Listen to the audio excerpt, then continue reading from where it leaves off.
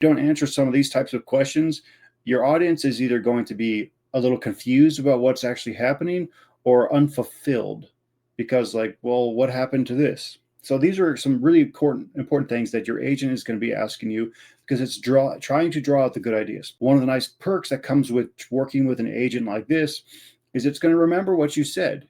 And the thing that is going to be very useful to you is telling it to remember. So like as I'm going through the details, if I start to specify like, cool, what kind of cat and mouse game is this? I can tell it, make this, and I remember this, and it will actually keep that information available to me, particularly as I'm continuing to develop the story. Now, one of the things that I don't like about Claude is sometimes if your chat message gets too long, let's say you've had a long conversation, especially if you're writing a full-on book, not like a small short book, but I mean actually a full-on novel.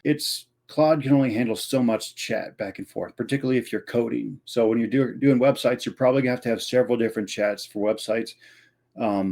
We'll talk about that more in a second. But for like the book, the story, when it comes to doing the chapter work, you're going to want to go have one conversation per chapter. So this way you can focus what Claude is actually going to pay attention to.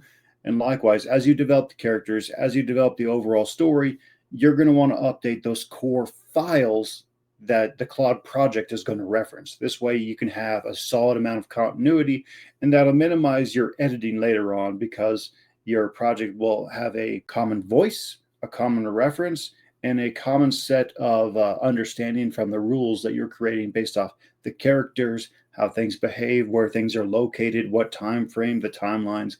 So making that clear files for Claude to reference as part of the project is going to be really, really useful to you.